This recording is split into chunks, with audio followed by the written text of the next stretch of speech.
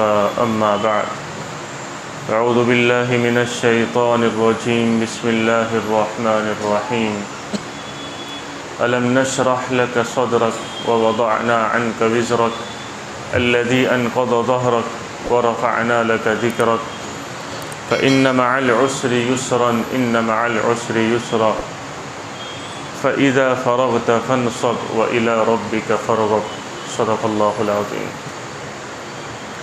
میرے محترم بھائیوں اور دوستوں، قرآن کریم کے 30ویں پارے کی یہ ایک چھوٹی سی سورت ہے جس کو سورہ الم نشرح کہا جاتا ہے۔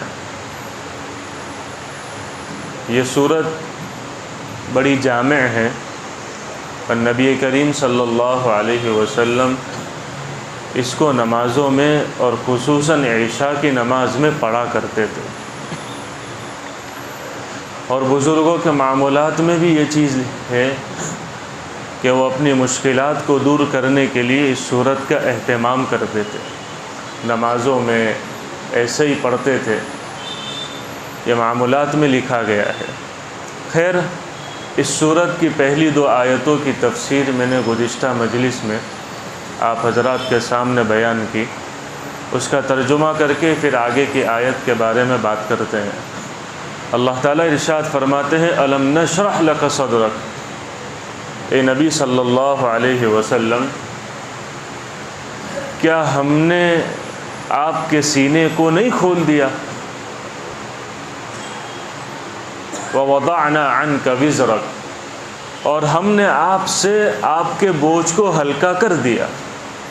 گزشتہ مجلس میں نے یہ بات بتلا دی کہ نبی کریم صلی اللہ علیہ وسلم کو ذمہ داری جب دی گئی نبوت کی تو آپ پر بہت بوجھ آ گیا، بہت سارے قرآن کریم کو یاد کرنا، محفوظ کرنا، اس کی تشریح لوگوں کو کرنا، اس کی تفسیر لوگوں کو پہنچانا، اور ڈھیر سارے صحابہ کرام 1,24,000 کے برابر صحابہ کرام تھے حجۃ الوداع میں، سب کو قرآن سکھانا، سب کو نماز سکھانا، سب کی تربیت کرنا، سب کے دوسرے مسائل کو حل کرنا۔ اور مدینہ منورہ کی زندگی دیکھی جائے تو وہاں تقریباً آپ کی زندگی میں 113 لڑائیاں ہوئی، وہ سب کو مینج کرنا، اتنے سارے کام تھے، لیکن اللہ کے نبی صلی اللہ علیہ وسلم کو اللہ تعالیٰ نے ہمت عطا فرمائی تھی۔ اسی ہمت کا یہاں تذکرہ کیا کہ اتنی ساری ذمہ داری کا بوجھ آپ اللہ کے فضل سے اٹھا کے چل رہے تھے، اور آپ ہر کام کو اچھے سے کر رہے تھے، یہ اللہ ہی کا کرم تھا۔ اللہ نے آپ کے سینے کو کھول دیا کہ جو ذمہ داری آتی آپ اس کو اٹھا لیتے اور اس کو اچھے سے انجام دیتے۔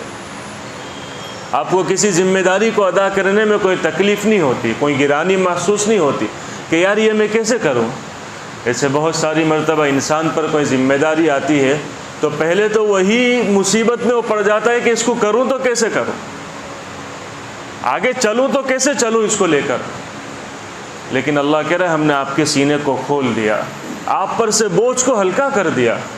الذی انقض ظہرک، وہ بوجھ جس نے آپ کی کمر توڑ رکھی تھی، اتنا بھاری بوجھ تھا۔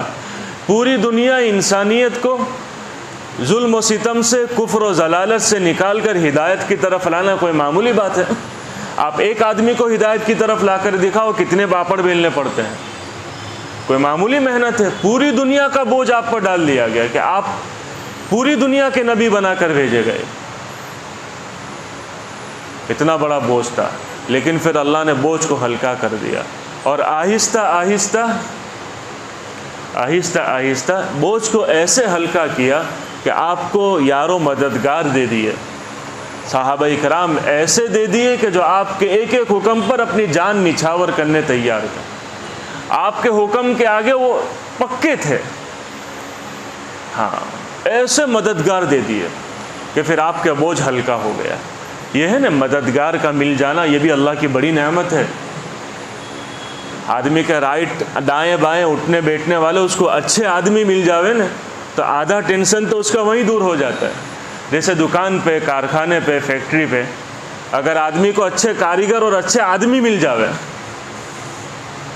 اچھے آدمی مل جاوے تو پھر اس کا آدھا بوجھ تو یوں ہلکا ہو جاتا ہے۔ اور اگر ٹیڑھے ملے ہیں، ضدی ملے ہیں خود کی چلانے والے ملے ہیں تو پھر جو بوجھ ہلکا کیا ہوگا بلکہ اور ٹینشن بڑھے گا. تو اچھے مددگار مل جانا، آدمی کے رائٹ ہینڈ، یہ کہ میرا رائٹ ہینڈ ہے، یہ اچھے جو دائیں بائیں اس کے رہنے والے، اس کے کام کو اٹھانے والے اچھے لوگ مل گئے تو بوجھ ہلکا ہو جائے گا. تو وہی اللہ کے نبی صلی اللہ علیہ وسلم کو کہا جا رہا ہے کہ ہم نے آپ کے بوجھ کو ہلکا کر دیا، ایسے آپ کو یار و مددگار دے دیے کہ بس پوچھو نہیں انہوں نے کیا آپ سے وفاداری کا حق نبھایا ہے، اور آپ سے وہ محبت کر کے دکھائی ہے کہ دنیا حیران ہے. تاریخ میں ایسی مثالیں نہیں ملتی تو صحابہ کرام نے اللہ کے نبی صلی اللہ علیہ وسلم سے محبت کر کے دکھائی.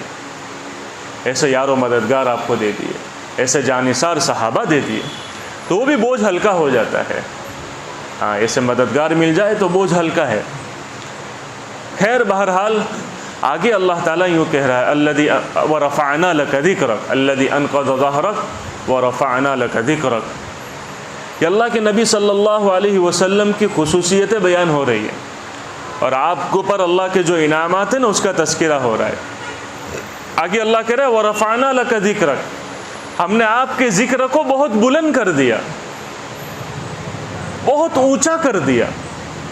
یہ مکہ والوں نے کتنی کوششیں کی کہ نعوذ باللہ نبی کو ذلیل کیا جاوے، یہ جو لائے ہوئے دین کو ان کو ختم کر دیا جاوے، ان کو مٹا دیا جاوے، اور اب بھی کوششیں ہو رہی ہیں. لوگ مسلمانوں کو اور اسلام کو ختم کرنے کے خواب دیکھ رہے ہیں، اور یہ پہلے بھی ہوا ہے، اب بھی ہو رہا ہے، ہر زمانے میں ہوگا. تبھی تو حق اور باطل کا فرق ہم کو سمجھ میں آئے گا کہ حق کیا ہے، باطل کیا ہے، سچ کیا ہے، غلط کیا ہے. تو اللہ کہہ رہا ہے ہم نے آپ کے تذکرے کو اتنا بلند کر دیا کہ آج رہتی دنیا تک، قیامت تک آپ کا ذکر زندہ رہے گا. روایتوں میں آتا ہے کہ اللہ کے نبی صلی اللہ علیہ وسلم نے حضرت جبرائیل سے پوچھا کہ وَرَفَعْنَا لَكَ ذِكْرَكَ، اس کا کیا مطلب ہے کہ اللہ نے میرے ذکر کو بلند کر دیا؟ تو حضرت جبرائیل نے فرمایا کہ یا رسول اللہ صلی اللہ علیہ وسلم، اس کا مطلب یہ ہے کہ اللہ نے اپنے نام کے ساتھ آپ کے نام کو ملا دیا. جہاں اللہ کا نام ہوگا وہ آپ کا نام ہوگا، جہاں لا الہ الا اللہ کہا جائے گا وہاں محمد الرسول اللہ کہا جائے گا، جہاں تشہد میں اشہد ان لا الہ الا اللہ کہا جائے گا وہاں اشہد ان محمد الرسول اللہ کہا جائے گا، جہاں قرآن میں یوں کہا جائے گا اللہ کی فرما برداری کرو اطیعوا اللہ، وہاں ساتھ میں یہ بھی کہا جائے گا واطیعوا الرسول، کہ رسول کی بھی فرما برداری کرو. اللہ نے اپنے نام کے ساتھ آپ کے نام کو ملا دیا ہے، جوڑ دیا ہے. اور اللہ کا نام تو زندہ ہے، باقی ہے، وہ تو بلند ہے. ایسا آپ کا نام بھی اس اللہ کے نام کے ساتھ مل گیا ہے، آپ کا تذکرہ بھی بلند رہے گا.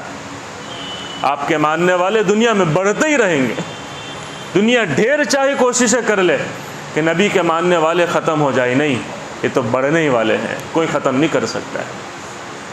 اور اللہ نے کر کے دکھایا کہ آپ وہ جو ساری کوششیں لگ رہی تھی، دنیا نے اپنی سارا زور لگا دیا کہ نبی کے تذکرے کو ختم کر دے. آج اللہ نے دنیا میں ایسا نظام کر دیا ہے کہ فیجی سے جب اذان شروع ہوتی ہے تو جب دنیا کے چوتھے حصے پر پہنچتی ہے فجر تک، پھر وہاں ظہر کی اذان شروع ہو جاتی ہے. دنیا کا کوئی ایسی جگہ نہیں جہاں کہیں نہ کہیں اللہ اور اللہ کے رسول کا نام بلند نہ ہوتا اور وہ صدائیں نہ لگتی ہو. یہ ہے وَرَفَعْنَا لَكَ ذِكْرَكَ، ہم نے آپ کے ذکر کو بہت بلند کر دیا. آگے آیت ہے وَرَفَعْنَا لَكَ ذِكْرَكَ فَإِنَّ مَعَ الْعُسْرِ يُسْرًا إِنَّ مَعَ الْعُسْرِ يُسْرًا. اللہ کہہ رہا ہے کہ ہر مشکل کے ساتھ آسانی ہے. پھر دوسری مرتبہ کہا ہر مشکل کے ساتھ آسانی. إِنَّ مَعَ میں اس کا ورڈ ٹو ورڈ ترجمہ کرنے کی کوشش کرتا ہوں. مع کے معنی آتے ہیں ساتھ، ساتھ. عسر عین سے، عسر کے معنی آتے ہیں مشکل، تنگی، اور آگے ہے یسر. یسر یا سے جو آتا ہے وہ آتا ہے آسانی. عربی الفاظ میں معمولی فرق ہے، اردو میں بہت مطلب بدل جاتا ہے، لیکن عربی کے الفاظ میں معمولی سا فرق ہے. عین سے ہے عسر تو اس کے معنی ہوتے تنگی، اور اس کے آگے یسرا، یسرا کے معنی ہوتے آسانی، راحت.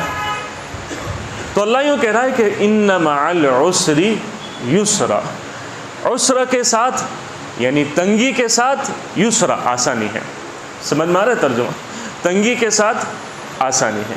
اب اور آگے پھر اللہ نے دوسری مرتبہ کہا فَإِنَّ مَعَ الْعُسْرِ يُسْرًا إِنَّ مَعَ الْعُسْرِ يُسْرًا، پھر کہا تنگی کے ساتھ آسانی ہے۔ کیا مطلب اس کا؟ علماء فرماتے ہیں جو مع ہے نا، عربی میں مع العسر سے جو پہلے مع ہے اس کے دو معنی آتے ہیں۔ ایک مع کے معنی آتے ہیں ساتھ ساتھ، اور ایک مع کے معنی آتے ہیں بعد کے، بعد میں آنا۔ تو دونوں معنی یہاں ہم لے سکتے ہیں۔ فَإِنَّ مَعَ الْعُسْرِ يُسْرًا، اگر ساتھ والا معنی لے تو اس کا کیا مطلب، میں پہلے وہ بیان کرتا ہوں۔ ہر مشکل کے ساتھ آسانی ہے، یعنی جب بھی انسان کو کوئی مشکل آ جائے اس کے ساتھ ساتھ اللہ کی ڈھیر ساری آسانیاں اس کو ملی جاتی ہے، یہ مطلب ہے۔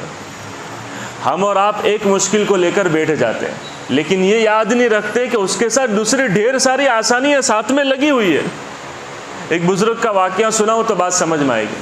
مفتی شفیع صاحب رحمۃ اللہ علیہ فرماتے تھے کہ ہمارے ایک استاد تھے میاں اصغر حسین صاحب اکابر دیوبند میں، وہ ایک مرتبہ بیمار ہوئے، میں ان کی عیادت کے لیے تشریف لے گیا، ان کی عیادت کے لیے تشریف لے گیا، دیکھ بھال کے لیے، خبرگیری کے لیے۔ تو میں نے پوچھا حضرت کیا حال ہے؟ تو کہنے لگے کہ بھائی آنکھیں سلامت ہے، دیکھ رہی ہے، کان سلامت ہے، سن رہے، دل سلامت ہے، دھڑک رہا ہے، دماغ سلامت ہے، سوچنے کی صلاحیت ہے، بس تھوڑا سا بخار آ گئے، اللہ کرے وہ بھی دور ہو جاوے۔ تھوڑا سا بخار آ گئے، اللہ بھائی بخار آیا لیکن ساتھ میں دوسری ڈھیر ساری نعمتیں تمہارے ساتھ لگی ہوئی ہے۔ آدمی اس کو یاد کرے گا تو اللہ کہہ رہا ہے فَإِنَّ مَعَ الْعُسْرِ يُسْرًا، تمہاری تکلیف آسان ہو جائے گی۔ کسی کو سر میں درد ہے تو واویلا نہ کرے، چیخے چلائے نہیں، بلکہ یاد کرے کہ یار اس کے ساتھ دوسرے جسم صحیح سالم ہے، اعضاء صحیح سالم، پیٹ اچھا ہے اور ہاتھ پیر اچھے کام کر رہے ہیں۔ تو آدمی دوسری اللہ کی نعمتوں کو جب یاد کرے گا نا کہ ایک تکلیف آئی ہے لیکن اس کے ساتھ کتنی آسانیاں اور ہے، تو مشکل آسان ہو جاتی ہے، وہ مشکل نہیں رہتی ہے۔ اور پھر اگر مشکل آ گئی، بیماری آ گئی اور کوئی تنگی آ گئی، ساتھ میں آدمی کو اچھے مددگار مل گئے، تیمارداری کرنے والے بیوی بچے مل گئے تو آگے پیچھے رہتے ہیں، تو بیماری تو آئی ہے لیکن اس کے ساتھ آسانیاں کتنی ہیں۔ بیماری آئی، پیسہ ہے، آدمی علاج کر رہا ہے تو کتنی آسانی ہے۔ یہ ساری اللہ کی نعمت کو یاد کرے، اور پھر اللہ کے نبی صلی اللہ علیہ وسلم نے خوشخبریاں سنائی ہیں اس کو یاد کرے کہ مسلمان کو ذرا برابر تکلیف کیوں نہ پہنچے، اللہ کے یہاں اس کی خطائیں معاف ہوتی ہیں۔ ایک بخار زندگی کے گناہوں کو معاف کر دیتا ہے۔ کتنی بشارتیں سنائی گئی ہے کہ ایک سر کا درد تمہارے گناہ کو مٹا دیتا ہے، تمہارے درجوں کو بلند کرتا ہے۔ تو آدمی ان بشارتوں کو یاد کرے کہ ایک پریشانی آئی لیکن اس کے ساتھ ساتھ اللہ کی کتنی نعمتیں مجھے مل رہی ہے، کتنی آسانیاں مل رہی ہے۔ تو یہ اس کا مطلب ہے کہ فَإِنَّ مَعَ الْعُسْرِ يُسْرًا، دیکھو پریشانی آتی ہے لیکن اس کے ساتھ آسانیاں بھی تو دیکھو کتنی ہے، ساتھ ساتھ ہو جاتی ہے، تو وہ تمہاری پریشانی ہلکی ہو جائے گی۔ تو اگر یہ مطلب تب ہے جب ہم مع کو کس کے معنی میں لیں، ساتھ کے معنی میں۔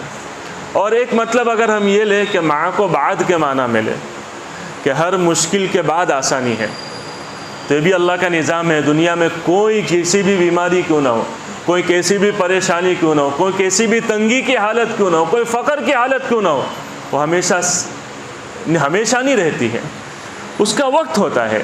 بیماری آئی تھوڑے وقت کے لیے، پھر شفا مل گئی، تنگی آئی تھوڑے وقت کے لیے، راحت مل گئی، پریشانی آئی تھوڑے وقت کے لیے، پھر سکھ مل گیا، دکھ ختم ہو گیا۔ تو اللہ کہہ رہا ہے کہ ہر مشکل کے بعد آسانی۔ ایسا نہیں ہے کہ تمہاری پوری زندگی مشکلات میں گزرے گی، نہیں، جب آ جائے گی ہمارے جو مقدر میں لکھا ہے، اللہ حفاظت فرماوے، جو مقدر میں لکھا ہے، لیکن اس کے ساتھ بس وہ وقتی ہے، اس کے بعد ہم نے کیا رکھی ہے، آسانی۔ اور یہاں ایک عجیب و غریب بات علماء نے ذکر کی ہے، وہ سننے کے قابل ہے، وہ یہ ہے کہ قرآن کریم کی جو یہ آیت ہے نا، دو آیت ہے، فَإِنَّ مَعَ الْعُسْرِ يُسْرًا إِنَّ مَعَ الْعُسْرِ يُسْرًا، دونوں آیت کا مطلب تو ایک ہی ہے، لیکن عربی گرامر کے لحاظ سے دیکھا جائے تو اس میں ایک دوسرا مطلب چھپا ہے۔ کیا کہ عربی گرامر میں بہت سارے جو ورڈز ہوتے ہیں اس میں آگے الف لام لگتا ہے۔ کیا لگتا ہے؟ الف لام۔ اور الف لام بغیر بھی آتا ہے، جیسے قرآن، تو شروع میں الف لام نہیں ہے، اور یوں بھی کہا جاتا ہے القرآن، کیا کہا جاتا ہے؟ القرآن۔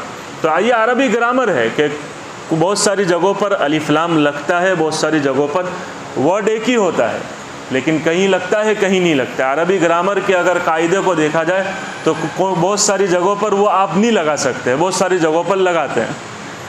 تو یہاں پہ جہاں اللہ نے تنگی کا ذکر کیا وہاں الف لام ہے، فَإِنَّ مَعَ الْعُسْرِ، اور جہاں آسانی کا ذکر کیا وہ الف لام نہیں ہے، وہاں یسرا، وہاں یوں نہیں ہے الیسرا۔ سمجھ میں آ رہا ہے؟ جہاں اللہ نے تنگی کا ذکر کیا ہے وہاں الف لام ہے کہ فَإِنَّ مَعَ الْعُسْرِ، اور جہاں آسانی کا ذکر ہے وہاں الف لام نہیں ہے، وہاں صرف اتنا یسرا۔ کیا ہے وہاں؟ آگے بھی ایسا ہی ہے۔ تو عربی گرامر کے جو ماہرین ہیں، ایکسپرٹس ہیں، وہ یوں کہتے ہیں کہ جہاں دو آیتیں اور دو جملے ایک جیسے ہو، دو جملے ایک جیسے ہو، دو سینٹنس ایک جیسے ہو، یا جیسے دو سینٹنس ایک جیسے ہیں، اس میں اگر الف لام دونوں میں آئے تو وہاں ایک مراد ہوتا ہے، اور الف لام بغیر اگر دونوں آتے ہیں تو وہاں دو چیز مراد ہوتی ہے۔ الف لام کے ساتھ اگر دونوں سینٹنس ایک جیسے آتے ہیں تو وہ ایک ہی چیز مراد ہوگی، اور وہی دونوں سینٹنس میں الف لام کے بغیر آ گئی دو چیزیں تو وہ دو مراد ہوگی۔ کیا مطلب؟ اللہ یوں کہہ رہا ہے کہ مشکل ایک ہوگی، آسانیاں ہم دو دیں گے۔ مشکل ایک ہوگی، آسانیاں کتنی دیں گے؟ ہم دو دیں گے۔ سمجھ میں آ رہا ہے کہ فَإِنَّ مَعَ الْعُسْرِ يُسْرًا، إِنَّ مَعَ الْعُسْرِ يُسْرًا۔ العسر دونوں سے مراد ایک مشکل، اور دونوں آیتوں میں جو یسرا ہے وہاں دونوں الگ الگ آسانیاں مراد ہوگی، کہ مشکل ایک آئے گی، اللہ آسانیاں دو دے گا تمہیں۔ کتنی دے گا؟ دو آسانیاں دے گا۔ یہ مفسرین نے نقطے کو بیان کیا ہے کہ قرآن کریم کی تو وہ تو ایک بحر ناپیس سمندر ہے، اس کی تو ایک ایک آیت سے کیا کیا چیزیں نکل سکتی ہے۔ تو یہ عربی گرامر کے قاعدے سے یہ مفسرین نے مطلب نکالا ہے کہ ایک مشکل آئے گی، اللہ اس کے بدلے میں تمہیں دو آسانیاں دے گا۔ ہاں، دنیا میں دو آسانی، چلو دنیا میں نہیں ملی آسانی دو، تو ایک دنیا میں اور ایک آخرت میں، وہ تو ہے۔ تو ایک مشکل کے ساتھ کتنی آسانی ہے؟ دو آسانی ہے۔ یہ اللہ نے کتنی تسلی کی بات بیان فرمائی کہ فَإِنَّ مَعَ الْعُسْرِ يُسْرًا، إِنَّ مَعَ الْعُسْرِ يُسْرًا، ہر مشکل کے ساتھ ہے، ہر مشکل کے بعد آسانی ہے۔ آگے اللہ نے یوں کہا فَإِذَا فَرَغْتَ فَانْصَبْ وَإِلَىٰ رَبِّكَ فَارْغَب۔ اے نبی صلی اللہ علیہ وسلم، جب آپ فارغ ہو جائے، فَإِذَا فَرَغْتَ، جب آپ فری ہو جائے، فَانْصَبْ، اپنے آپ کو تھکائیے۔ کیا کیجیے؟ اپنے آپ کو تھکائیے۔ کیا تھکائیے؟ عبادتوں میں تھکائیے۔ کہاں تھکائیے؟ اب اللہ کے نبی صلی اللہ علیہ وسلم جو فری ہوتے تھے تو دکان بند کر کے گھر پہ آ کے فری ہوتے تھے، دکان کی سٹل مار کے گھر پہ آ کے فری ہوتے تھے؟ نہیں، دوسری ساری ذمہ داریاں تھیں نا، جو تعلیم ہے، تبلیغ ہے، دوسرے اللہ کے راستے کی محنتیں ہیں، یہ ساری جو ذمہ داریاں آپ کے اوپر ہے، اس سے جب آپ فارغ ہو جائے، فری ہو جائے، تو اب تنہائی میں اپنے آپ کو عبادتوں میں تھکائیے۔ یہ حکم دیا گیا ہے، یہ حکم اللہ کے نبی صلی اللہ علیہ وسلم کے راستے سے ہم سب کو دیا گیا ہے، آپ کے واسطے سے ہم سب کو یہ حکم کہ اپنی ذمہ داریوں سے فارغ ہو جاؤ، جب فری وقت ملے تو اب اپنے آپ کو عبادتوں میں تھکاؤ۔ فنصب کے معنی ہے اپنے آپ کو تھکاؤ۔ عبادت میں اصل یہ کہ تھکنا چاہیے آدمی، 4 رکعت 1.5 منٹ کی نہ ہو تو کیا تھکے گا بھائی؟ 4 رکعت 8 منٹ کی ہو، 10 منٹ کی ہو تو تھکے گا۔ 2 رکوع قرآن میں کیا تھکے گا؟ ایک پارہ پڑے گا تو تھکان لگے گی اس کو، آدمی کو بوجھ پڑتا ہے، وہی بوجھ میں عبادت ہے، تھکان لگتی ہے، وہ تھکان ہی عبادت ہے۔ آدمی کو کہتا ہے یار بہت سارا کرتا ہوں مزہ نہیں آتا عبادت، ارے بھائی عبادت مزے کے لیے نہیں ہے، عبادت کس کے لیے؟ تم کو مزہ آوے، تم کو لذت آوے، تم کو انٹرٹینمنٹ ہو، اس کے لیے عبادتیں نہیں ہیں، اس کے لیے گھومنا پھرنا ہے، اس کے لیے کیا ہے؟ عبادتیں کہ تو تھکانے کے لیے، تم تھکاؤ اپنے آپ کو، اللہ کے سامنے کھڑے رہو، تمہارا قیام لمبا ہو، تمہارا رکوع لمبا ہو، تمہارا سجدہ لمبا ہو، دعا میں تم اتنا تھکو کہ تمہارے ہاتھ نیچے گر جائے، یہ ہے تھکاؤ اپنے آپ کو۔ اللہ کے نبی صلی اللہ علیہ وسلم سے کہا جب ساری ذمہ داریوں سے فارغ ہو جاؤ نا، تو پھر اپنے آپ کو اللہ کے سامنے تم ہو اور تمہارا اللہ ہو، درمیان میں کوئی نہ ہو، تم ہو اور تمہارا اللہ ہو، درمیان میں کوئی حائل نہ ہو، اپنے آپ کو عبادتوں میں تھکاؤ۔ اسی لیے اللہ نے اس آیت سے ہم کو حکم دیا ہے، دیکھو تمہاری زندگی کا اوقات بہت قیمتی ہے، جب فری وقت ملے، آدمی دکان پر بیٹھا ہے یا جب بھی فری اس کو وقت ملے یا سفر کر رہا ہے، لمبا سفر ہے، تو زبان پر ذکر ہو، کلمہ طیبہ کا ذکر ہو، سبحان اللہ کا ذکر ہو، الحمدللہ کا ذکر ہو، درود پاک ہو زبان پر، یہ اپنے آپ کو تھکاؤ عبادت۔ جب فیدہ فرغت، جب بھی فری ہو تم، جب بھی کیا ہو، اللہ کے نبی صلی اللہ علیہ وسلم فری نہیں تھے، دنیا میں آپ کی جو دن بھر کے کام تھے وہ میرے اور آپ کے جیسے پیسہ کمانے کے نہیں تھے، وہ یہی دین کے کام تھے، لوگوں کو دین سکھانا، قرآن سکھانا، یہ ساری ذمہ داریاں جو تھیں وہ دینی کے کام تھے۔ لیکن پھر بھی اللہ کہہ رہا ہے کہ جب وہ سارے لوگوں کے ساتھ ملے جلے کام سے فارغ ہو جاؤ، تب تنہائی میں تم ہو اور تمہارا اللہ، وَتَبَتَّلْ إِلَيْهِ تَبْتِيلًا، اللہ کے سامنے یکسوئی سے کھڑے ہو جاؤ۔ ہاں، اور میں اور آپ تو پورا دن کام دھندے میں رہتے ہیں، تو مجھے اور آپ کو تو کتنی ضرورت ہے تنہائی میں اللہ کے ساتھ لو لگانے کی، جب فارغ ہو جائے تو فن سب اپنے آپ کو عبادتوں میں تھکائے۔ تو اس آیت کی تفسیر، اس سورت کی تفسیر پوری۔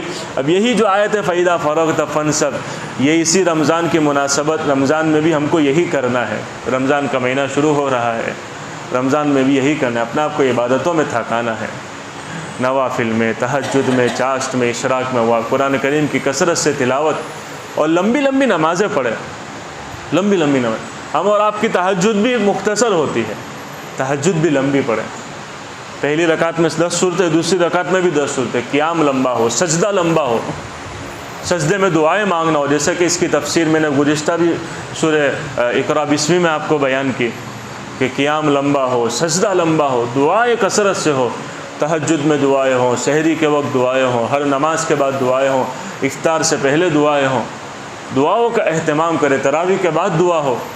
یہ مہینہ اپنے آپ کو عبادتوں میں تھکانے کا ہے، اپنے آپ کو عبادتوں میں مشغول کرنا ہے۔ جب فری وقت ملے، موبائلوں میں وقت ضائع کرنا، ریلز دیکھنے میں، شارٹس دیکھنے میں، ایران توران کے میسیج اور چیٹنگ میں اپنے اوقات کو ضائع کرنا، یہ رمضان کی بڑی ناقدری ہے۔ رمضان کی کیا ہے بڑی، اپنے اوقات کو وصول کرے، اپنی زندگی کو۔ رمضان جو ہے وہ آتا ہے کب چلا جاتا ہے پتہ نہیں چلتا ہے، اور دھڑا ادھر نکل جاتا ہے۔